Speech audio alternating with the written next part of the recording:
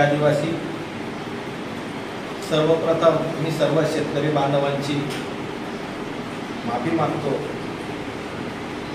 29 तारखेला मीटिंग होणार होती आणि सर्वसाधारण मीटिंग, आणि त्या मीटिंगला माझे सर्व संचालक मंडळ बंधू भगिनी उपस्थित होतो आणि मीच त्या ठिकाणी नव्हतो। काही अति महत्त्वाच्या कामासाठी मी त्या मीटिंगला हजर राहू शकलो नाही, त्यामुळे मी दिलगिरी व्यक्त करतो।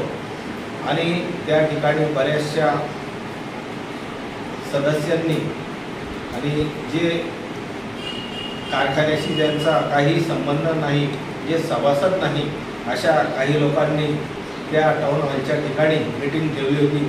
त्या ठिकाणी बरेच आरोप हे संचालक मंडळावर केले। तर त्या संचालक मंडळाने ज्या 1.5 वर्षामध्ये जे केलेलं कार्य आहे ते आपल्यासमोर मी मांडतो आहे, आणि त्यांनी जे जे आरोप केलेले आहेत त्या आरोपांना प्रत्युत्तर देण्याचं हे माझं काम आहे। जर आम्ही भ्रष्टाचार केला असता तर आम्ही ही जनरल निवडणूक जी आहे किंवा जी जनरल बॉडी आहे किंवा वर्ष सर्वसाधारण सभा आहे ही आम्ही आयोजितच केली नसती। ज्या पद्धतीने 25 वर्ष ज्यांनी हा कारखाना चालवला, माजी चेअरमन आणि विद्यमान आमदार त्यांनी 25 वर्ष हा कारखाना चालवला।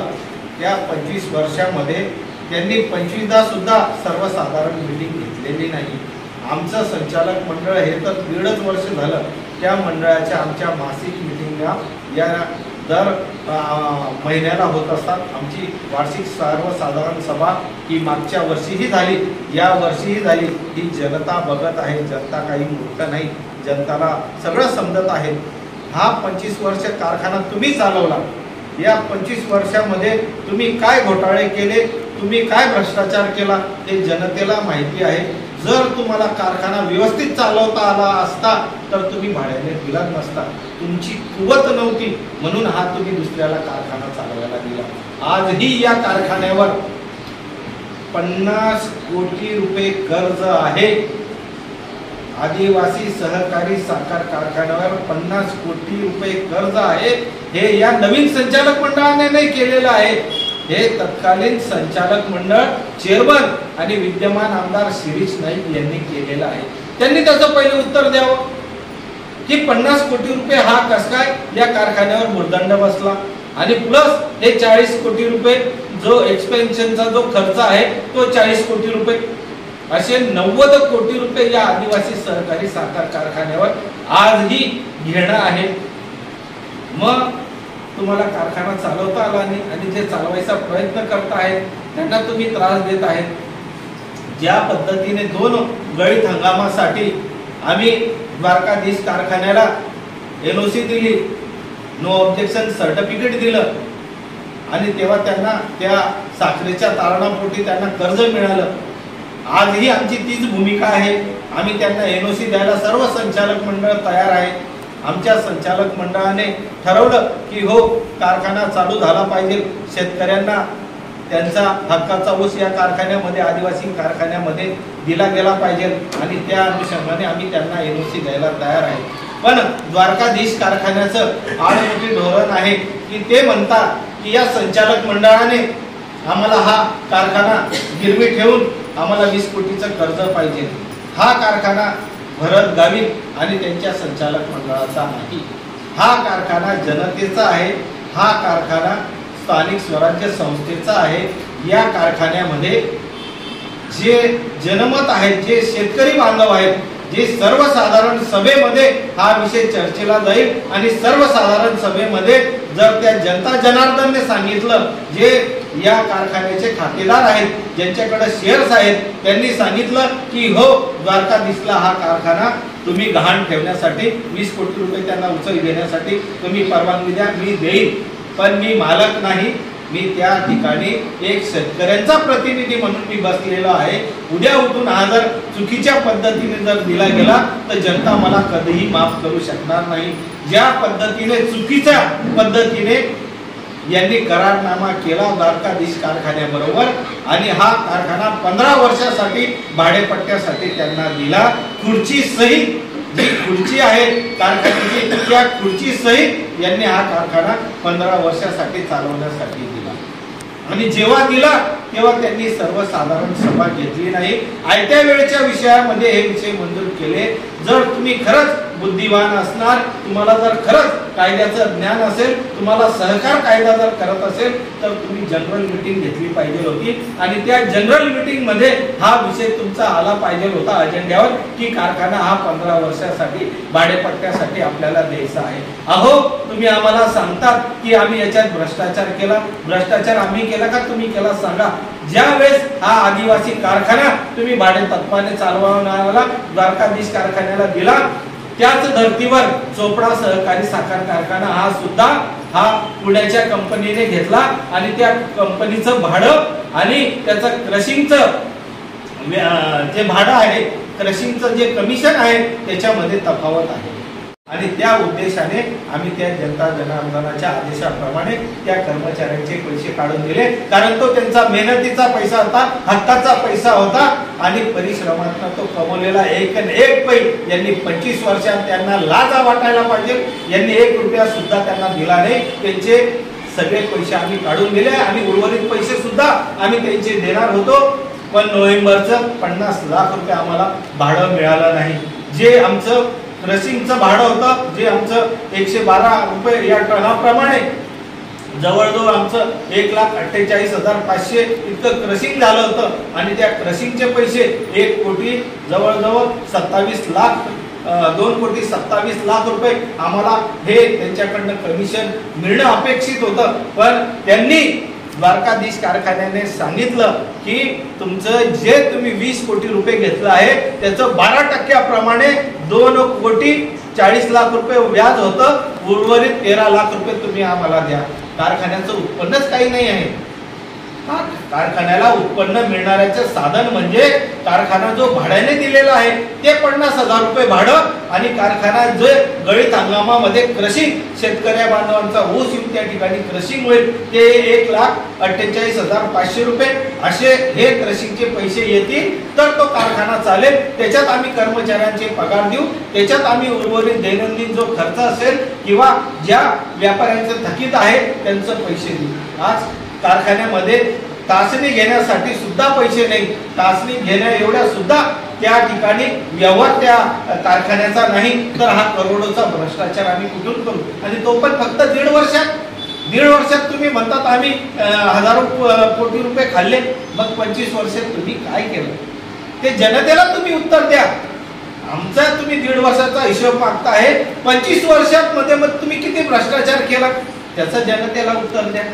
आज जे पण आम्ही करतो आहोत लिगली आम्ही शासनाकडनं परवानगी घेतली आहे, सहसंचालकाकडनं परवानगी घेतलेली आहे. आणि हो, आम्ही ज्या पद्धतीने कारखान्यामध्ये अतिक्रमण होत चाललेलं आहे त्याच पद्धतीने ती कारखान्याची 25 वर्षामध्ये तुम्हाला माहितीही नाही कारखान्याची जागा किती आहे.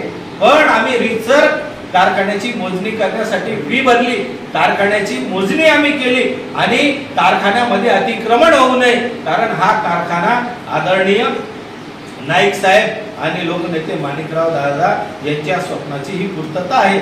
त्यांनी स्वप्न बघितलं की माझा आदिवासी बांधव याचं जीवनमान उंचवण्यासाठी आपल्याला हा कारखाना काढावा लागेल आणि हा त्यांनी कारखाना काढला. आणि हो, तुम्हाला लाजा वाटल्या पाहिजे, तुम्ही हा कारखाना दुसरीकडे घाण ठेवला आणि आम्हाला विचारतात की भ्रष्टाचार केला. अहो, खरं तर तुम्ही हे पाप केलेलं आहे. 25 वर्षामध्ये हा कारखाना तुम्ही घाण ठेवलेला आहे, आम्ही नव्हे. त्या कारखान्यामध्ये जे अतिक्रमण होत चाललेलं आहे ते अतिक्रमणला आळा बसला पाहिजे आणि त्या ठिकाणी आपली आराध्य दैवत देवमोगरा माता ही आदिवासींची कुलदैवत आहे. त्या देवमोगरा मातेचं मंदिर आणि सुशोभीकरण आम्हाला करायचं आहे. अहो, 25 वर्षामध्ये तिथं तुम्ही झाडू सुद्धा मारले नाही. आजूबाजूला इतके काटा कचरा होता, ते सगळं साफसफाई आम्ही केली. हो, आम्ही धार्मिकता आहोत, आम्ही धार्मिकतेचे पुजारी आहोत. आम्ही समाजामध्ये जी चांगल्या गोष्टी आहेत त्यातला आम्ही पूजणारे लोक आहोत, आम्ही आदिवासी लोक आहेत, जातीरिवाजाप्रमाणे आम्ही आमच्या देवी देवतांचा मान सन्मान करतो, आदर तिथ्य करतो, पूजा पाठ करतो। त्याच अनुषंगाने त्या ठिकाणी आम्हाला देवमोगरा मातेचं सुशोभीकरणाचं काम करायचं होतं, आजूबाजूला कंपाऊंड करायचं होतं, पेवर ब्लॉक बसवायचे होते, लाईट बसवायचे होते। अहो साधा लाईटचा बल्ब सुद्धा तुम्ही त्या ठिकाणी बसवला नाही, कनेक्शन सुद्धा त्या ठिकाणी नाही, ते कनेक्शन आम्ही त्या ठिकाणी ठेवलं। त्या देवमोगरा मातेच्या इथं आम्ही सुशोभीकरणाच्या कामासाठी टेंडर मागवलं, पण जेव्हा आम्ही टेंडर मागवलं, आम्ही काम करणार होतो आणि जेव्हा आमचा हा पैसा अडकला तेव्हा आम्ही त्यांना जो ऍडव्हान्स पोटी दिलेली रक्कम होती ती परत आम्ही त्यांच्याकडनं व्याजासहित घेतली। हा, आम्ही जर भ्रष्टाचार केला असता, जर जे पैसे त्या सुशोभीकरणासाठी लावले असते आणि खाऊन गेलो असतो आणि सुशोभीकरण केलं नसतं तर आम्ही नक्की दोषी होतो। पण भगवंताच्या नावाखाली आम्ही पैसे चालणारे नाही, भगवंताच्या नावाखाली देवमोगरा आई मातेच्या नावाखाली पैसा चोरणारा हा भरत गावित नाही किंवा हे संचालक मंडळ नाही। भगवंताने भरपूर दिलेला आहे आणि माझे हात नेहमी असे असतात। दादा तुम्हाला माहिती, माझे हात हे असे नसतात, माझे हात नेहमी हे असे असतात, एवढं लक्षात ठेवा। आजपर्यंत कोणीही भरत गावितवर 1 रुपयाचा आरोप केलेला नाही। तुम्ही माझ्या शेतामध्ये येऊन बघा, माझी गोशाळा आहे, रोज माझ्या गोशाळेमध्ये मी माझ्या शाळेमध्ये माझ्या गायींचं मी सेवा करत असतो, रोज त्यांच्यासाठी दाना पाणी हे करत असतो। महिन्याचा माझा स्वतःचा खर्च हा लाखो मध्ये आहे, तर मी त्या कारखान्यामधनं मला काय भेटेल, अपेक्षा काय? अहो जर मला जर खायचं राहिलं असतं, 25 वर्ष तुमच्या बरोबर होतं, खरं सांगा तुम्ही जर तुमच्या आई बापाच्या पोटचे असतील, भरत गावितला काय कमिशन दिलं तुम्ही?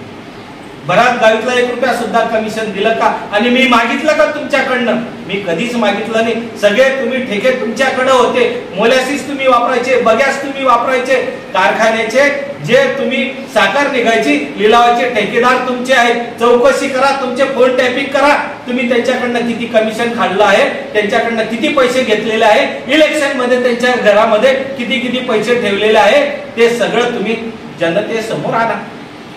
बरोबर आहे? भ्रष्टाचार कोणी केला? आम्ही केला का? 17 रुपये आहे आणि तेच द्वारकाधीश कारखान्याला या आदिवासी कारखान्याने 112 रुपयाने दिलेला आहे। मग सांगा हे 5 रुपये कोणी खाल्ले? हे 5 रुपये कोण खाता आहे? हे याचा जबाब आमदार श्री दादा तुम्हाला द्यावा लागेल, जनतेला द्यावा लागेल। आणि तुम्ही जर खरोखर काम केलं असतं तर जनतेने तुम्हाला नसतं पाडलं। 25 वर्ष तुम्ही त्या कारखान्याचे चेअरमन होते, एक साधारण सदस्य तुम्हाला त्या ठिकाणी त्या निवडणुकीमध्ये पाडतो, याचा अर्थ जनतेने तुम्हाला नाकारलेला आहे आणि येणाऱ्या दिवसामध्ये सुद्धा तुम्हाला जनता नाकारल्याशिवाय राहणार नाही। ज्या पद्धतीने या आदिवासी सहकारी साखर कारखान्यामध्ये आम्ही ऊसतोड वाहतूक मजदूरांचे 17-18चं पेमेंट हे थकलेलं होतं, ते पेमेंट आम्ही त्या द्वारकाधीश कारखान्यावाल्यांकडनं त्यांना मिळवून दिलं, हे कुठंतरी यांना दुखत आहे। ज्या पद्धतीने 25 वर्षापासून आमचे जे कर्मचारी बांधव आहेत, जवळजवळ 95% कर्मचारी बांधव हे आदिवासी बांधव आहेत आणि बाकीचे 5% इतर बिगर आदिवासी बांधव आहेत। यांचा सगळ्यांचा विचार करून आम्ही त्यांचे पैसे जवळजवळ 2 कोटी रुपये त्यांचे अडकलेले होते। 2 कोटीपैकी 1 कोटी रुपये आम्ही त्यांचे 1 कोटी 2 लाख रुपये त्यांना त्या याच्यातनं आम्ही कारखान्याच्या याच्यातनं त्यांना परत केले, सहपार परत केले। कोणाचा 1 रुपयाचा सुद्धा बांधिलकी नाही। त्याच्यासाठी बऱ्याचशा अडचणी येत होत्या। सहकार आयुक्त सहसंचालक यांच्या परवानग्या घेऊन मी माझ्या पतसंस्थेमध्ये खातं उघडलं आणि त्याचीही परवानगी ही सहसंचालकांनी मला दिलेली आहे। त्याचं सबूत हे माझ्याकडे आहे, ते तुम्हाला आपल्याला बघायला मिळेल। मित्रांनो, शेतकरी बांधवांनो, आम्ही इथं सेवा देण्यासाठी आलेलो आहोत, आम्ही कुठलाही भ्रष्टाचार करण्यासाठी आलेलो नाही। ज्या कर्मचाऱ्यांचे आम्ही 350 कर्मचाऱ्यांचे पैसे मिळवून दिले, त्यांच्याकडनं या संचालक मंडळाने 1 रुपया सुद्धा कमिशन घेतलं नाही किंवा 1 रुपया सुद्धा त्यांचा चहाचा आम्ही बांधलेलो नाही। फक्त आम्ही बांधलेलो असू त्या लोकांच्या प्रेमाचे आम्ही बांधलेलो आहोत आणि त्या प्रेमापोटी आम्ही त्यांना ते पैसे मिळवून दिले। आणि त्याच्यात जर आम्ही भ्रष्टाचार करायचं असतं तर मला व्यापाऱ्यांनी सुद्धा आम्हीच दाखवलं होतं की तुमच्या संचालक मंडळासाठी आम्ही अमुक काहीतरी तुम्हाला मदत करू, पण तुम्ही पहिले व्यापाऱ्यांचं देणं देऊन द्या, त्याच्यानंतर तुम्हाला काही कर्मचाऱ्यांचं द्यायचं असेल तर द्या. पण मी त्यांना साफ व्यापाऱ्यांना नाकारलं नाही, मी तुमचे पैसे देऊ शकत नाही. कारण ज्या लोकांनी मला निवडून दिलेलं आहे, ज्या समाजामध्ये आम्ही वावरतो आहोत, त्या समाजाचं आम्हाला देणं लागतं. इथं आम्हाला सेवा करण्यासाठी लोकांनी बसवलेलं आहे, जनतेची सेवा करण्यासाठी बसवलेलं आहे. जनता जनार्दन हीन वागणूक देऊ नका. तुम्ही मालक नाही, तुम्ही चालक आहात. या पद्धतीने जर तुम्ही कारखाना चालवला तर आम्ही नक्कीच सहकार्य करू. हा कारखाना सहकारी तत्वावर चालणारा आहे, हा प्रायव्हेट कारखाना नाही. त्याच्यामुळे सर्वांना सामंजस्यपणे तुम्ही घेऊन चाला, आम्ही नक्कीच सहकार्य करू. अजूनही सांगतो, एनओसी जी पाहिजे असेल ती एनओसी देण्यासाठी मी तयार आहे. पण कारखाना गहाण ठेवून 20 कोटी रुपये मी त्यांना देऊ शकत नाही, कारण तेवढे अधिकार मला नाहीत. ते जनता जनार्दनला आहेत, शेतकरी बांधवांना आहेत. शेतकरी बांधवांनी सांगितली की हा कारखाना गहाण ठेव आणि त्या द्वारकाधीश कारखान्याला 20 कोटी रुपये दे, तर मी तेही करायला तयार आहे. पण जोपर्यंत जनता जनार्दन तो आदेश करत नाही तोपर्यंत मी ती एनओसी देऊ शकत नाही. एनओसी हीच देऊ शकतो जशी मागच्या वर्षी तुम्हाला एनओसी दिली. जे तुमचं उत्पन्न आहे ते उत्पन्न, तुम्हाला जे उत्पन्न आहे ते तुम्हाला कुठल्याही उत्पन्नाचं साधन नाही. त्याच्यामुळे कोणाकडनं तरी व्यापारी बांधवांकडनं तो कारखाना दैनंदिन व्यवहार चालवण्यासाठी, कागदपत्र लिहिण्यासाठी संचालक ऑफिसचं उपसंचालक यांचं साखर आयुक्तांना वेळोवेळी पत्रव्यवहार करावा लागतो, मेल करावा लागतो. याच्यासाठी कारखान्याकडे कुठलाही निधी नाही, कुठलाही पैसा नाही. म्हणून देवमोगरा गॅस एजन्सीकडनं आम्ही हात उसरवार पैसे घेतो आणि ते पैसेच त्यांना आम्ही परत त्या चेकद्वारे त्यांना देतो.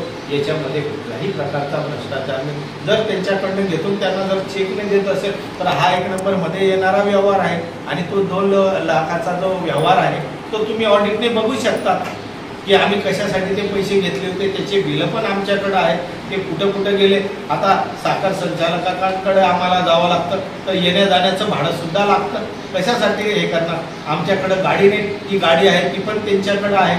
एक गाडी आहे, एमडीची गाडी आहे, ती आहे, पण तिच्यात बी पेट्रोल भरण्यासाठी, डिझेल भरण्यासाठी आमच्याकडे नाही. मला स्वतः डिझेल टाकून द्यावं लागतं आणि त्या लोकांना पाठवावं लागतं. मग असं जर हे गाडं चालू आहे तर कुठे ना कुठं तरी ह्या दैनंदिन खर्चासाठी कोणाकडनं तरी आम्हाला पैसे घ्यावे लागतील. म्हणून तो आम्ही त्यांच्याकडनं हात उचलवार पैसे घेतलेले आहे. त्याच्यात भ्रष्टाचार झालेला नाही.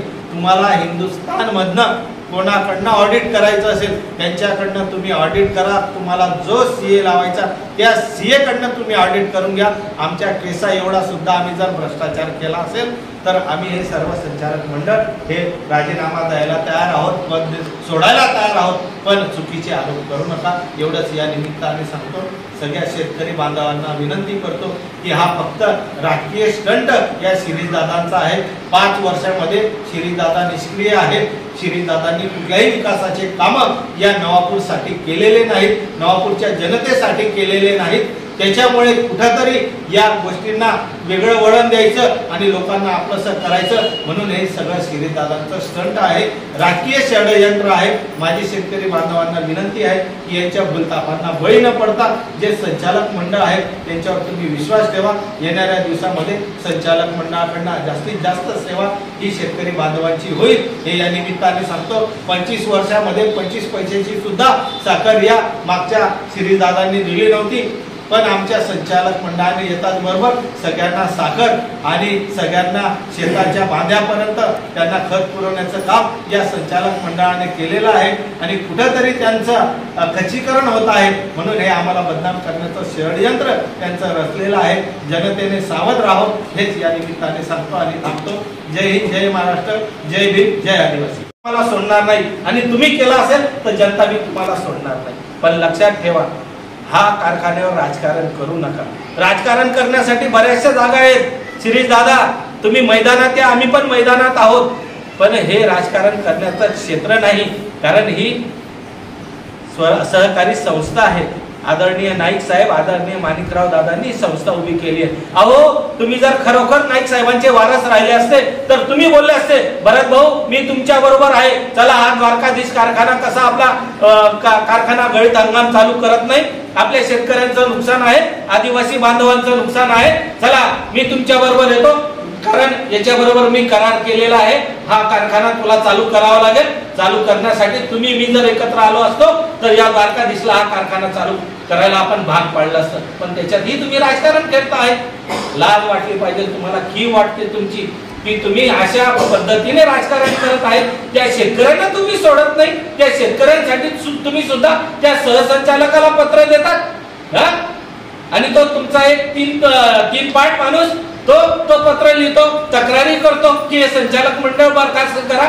या संचालक मंडळाने काय खाल्लेलं आहे? अहो, हा कारखाना तर तुम्ही बेकायदेशीररित्या भाडेपट्ट्याने त्यांना दिलेला आहे, आम्ही दिलेलं नाही. उद्या जर ही सगळी चौकशी झाली, आम्ही नाही तुम्ही जेलमध्ये जाणार आहे. आणि तो जो तुमचा कर्मचारी आहे ना, तो दिलीप पवार, त्याने आदिवासींच्या नावावर लाखो करोडो रुपये खाल्लेले आहेत, बोगस ऊस त्याने टाकलेला आहे, त्याची चौकशी चालू आहे. आज ना उद्या तो त्या गजाआड तो होणारच आहे. इतका भ्रष्टाचार तुमच्या लोकांनी केलेला आहे. ज्याचं टन 10 असेल त्या ठिकाणी 15 टन तुम्ही दाखवलेला आहे. असा पैसा तुम्ही तिथून कमवलेला आहे, करोडो रुपये तुमच्याकडे आहेत. आज तुमच्याकडे जी प्रॉपर्टी आहे ही सगळी आदिवासीच्या कारखान्याच्या जीवावर कमवलेली आहे. त्याचं सुद्धा गबाड निघाल्याशिवाय राहणार नाही. जनता तुम्हाला माफ करणार नाही. हो, आम्ही जनतेचे सेवक आहे, जनतेसाठी आम्ही काम करणार आहोत.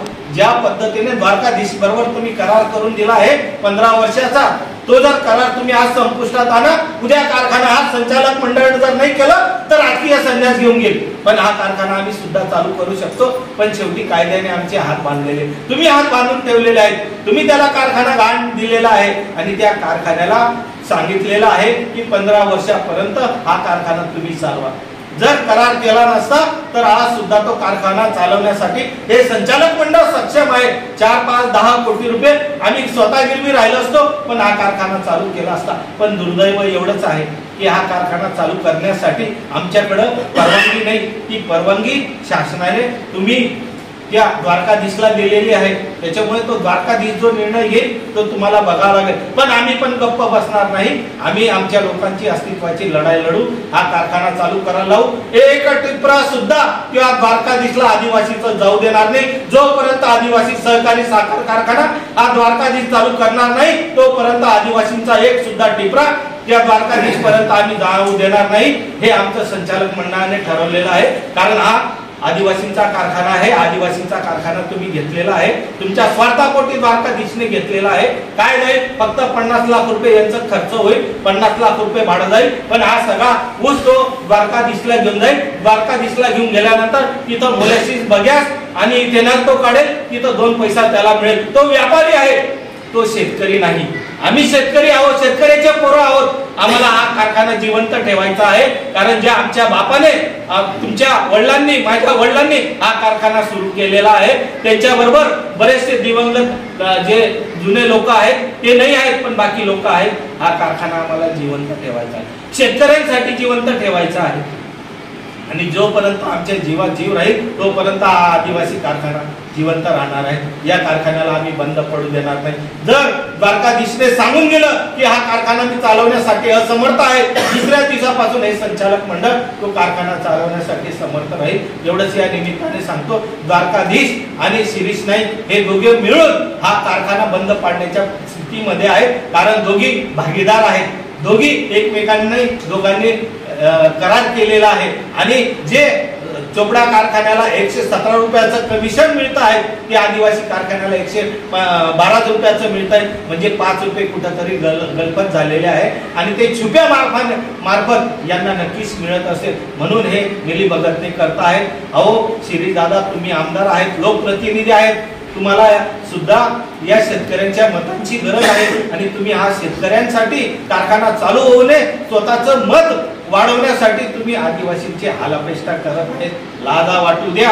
हा कारखाना आदिवासींचा आहे. हा जर कारखाना जर चालला तर हजारो शेतकऱ्यांचे चुले जळतील, हजारो कर्मचाऱ्यांचे घर चालतील. कारण या ठिकाणी 80 ते 90% हे कर्मचारी हे आदिवासी बांधव आहेत। आज त्यांच्यावर उपासमारीची वेळ आलेली आहे। हंगामी कर्मचारी बिचारे आस लावून बघताय की हा कारखाना कधी चालू होईल। त्या हंगामी कर्मचाऱ्यांची आज बिचाऱ्यांची वाईट अवस्था आहे, त्यांना कोणी विचारत नाही आहे। पण हाच करार जर 3 महिने अगोदर झाला असता, हंगामी लोकांनी काम केलं असतं, त्यांना सुद्धा रोजगार मिळाला असता। पण हे पाप सगळं शिरीषदादा तुमच्यामुळे घडतं आहे।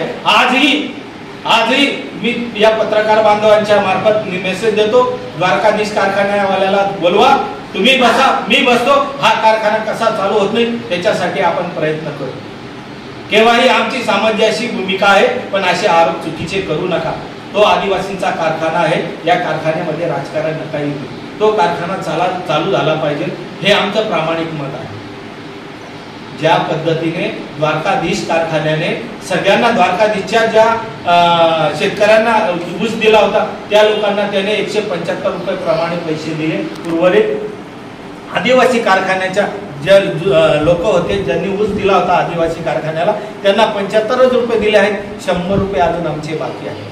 ती सुद्धा आमची विनंती आहे आपल्या पत्रकार बांधवांच्या माध्यमातून की 100 रुपये त्या आदिवासी गरिबाचे पैसे या द्वारकाधीश कारखान्याने दिले पाहिजे। आणि त्याच्यासाठी दादा तुम्ही लढले असते तर आमची बी कॉलर ताट झाली असती की आमचा लोकप्रतिनिधी बघा कारखान्यामध्ये आला, पण समाजासाठी लोकांसाठी तो आज त्या ठिकाणी भांडतो आहे की नाही माझ्या आदिवासी बांधवाला 100 रुपये द्या, आम्ही टाळ्या टेकल्या असत्या। पण लाज वाटते शिरीषदादा, तुम्ही आमचे लोकप्रतिनिधी म्हणायला सुद्धा आम्हाला लाज वाटते। तुम्ही याच्यावर राजकारण करताय। अहो या बरोबरीने या हजारो साखर सम्राट आहेत की ते सगळे एकत्रितरित्या त्या भागाचा विकास करताय, कामं करताय। आपण काय केलं या 25 वर्षामध्ये?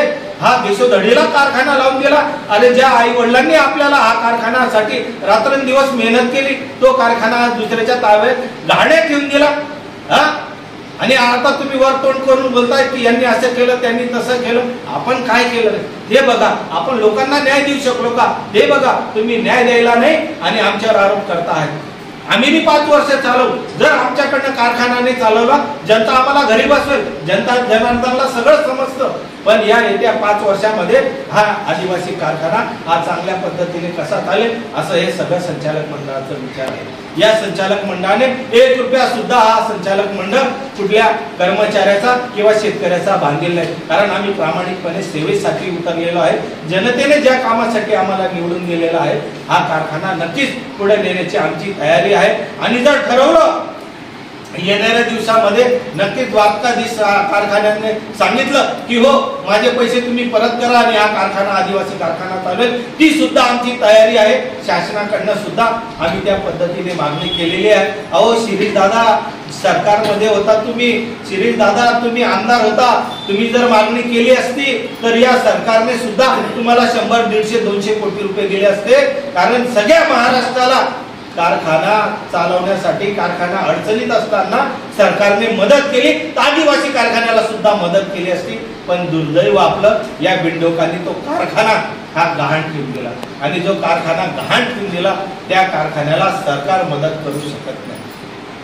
तुमच्याकडे तर आमदारकी होती, तुम्ही जर सरकारशी भांडले असता 2.5 वर्ष तुमच्या कार्यकाळामध्ये सरकार काँग्रेसचं होतं, त्या कार्यकाळामध्ये तुम्ही जर केलं असतं तर हे सगळं धावू शकलं असतं। पण तुम्हाला तेवढी अक्कलच नाही, तुम्हाला फक्त तीच अक्कल आहे उडवायची, दुसरी कुठलीच अक्कल नाही। ज्या शेतकरी मेहनतीने पैसा कमवतो त्या शेतकऱ्याला काहीतरी देणं लागतं। या हिशोबाने जर आपण काम केलं तर येणाऱ्या दिवसामध्ये नक्कीच हा कारखाना पुढे गेला असता। आपले विचार ते नाही, आपले विचार फक्त जी संस्था चालव तिला कसं खाता येईल आणि तिला कसं बंद पाडता येईल एवढंच आपलं ध्येय आहे। म्हणून माझी विनंती आहे शेतकरी बांधवांना विनंती आहे की शेतकरी बांधवांना मी तुमचा हात जोडून विनंती करतो की या संचालक मंडळाने कुठल्याही प्रकारचा भ्रष्टाचार केला नाही, कधीही भविष्यात करणार नाही। कोणाचे पैसे खायचे कोणाचे नाही खायचे हे सुद्धा भगवंताने आम्हाला शिकवलेलं आहे। आमची शेतीवाडी आहे, आमच्या शेतीवाडीमध्ये भरपूर उत्पन्न येतं, त्या शेतीमधनं आम्ही सगळेजण व्यवस्थित आहोत। फक्त तुम्ही तिकडं फिरत राहतात, तुम्ही बघा तुमचं उत्पन्नाचा सोर्स काय आहे। म्हणून तुम्ही दुसऱ्याला शिकवू नका। आज जे बिचारे शेतकरी जे कर्मचारी त्या ठिकाणी आहेत आज ते सुद्धा झोपडीमध्ये राहतात। आदिवासी जेवढे कर्मचारी आहेत ते आज सुद्धा झोपडीमध्ये राहत आहेत। आणि जो तुमच्या मागं दिप्तीला फिरतो आहे तो आज करोडोच्या बंगल्यामध्ये राहतो आहे। हे सुद्धा गुपित उघडं करा ना, मग तेव्हा समजेल ना जनतेला की त्याच्या नावाने 1 इंच सुद्धा जमीन तुमच्या त्या कर्मचाऱ्याच्या नावावर नव्हती आणि त्याच्या नावावर करोडोचा ऊस टन जातो. म्हणजे हा ऊस आला कुठून, हे उत्पन्न आलं कुठून, ते पैसे गेले कुठं, याची सुद्धा तुम्ही चौकशीची मागणी करा. तर आम्ही खरं समजू की तुम्ही आमचे लोकप्रतिनिधी आहात. तुम्हाला फक्त आणि फक्त राजकारण करायचं आहे, राजकारणाशिवाय दुसरा पर्याय नाही. माझी विनंती आहे की द्वारकाधीश कारखान्याला सुद्धा विनंती आहे की हे सर्व संचालक मंडळ हे तुम्हाला सर्वतोपरी मदत करेल. हा कारखाना तुम्ही चालू करा, कुठलीही तुम्हाला अडचण येणार नाही. जेव्हा जेव्हा या कारखान्याला आमची गरज लागेल तेव्हा तेव्हा हे संचालक मंडळ या कारखान्यासाठी मदतीसाठी तयार आहेत. पण एवढंच आहे की आमच्या शेतकरी बांधवांना, आमच्या कर्म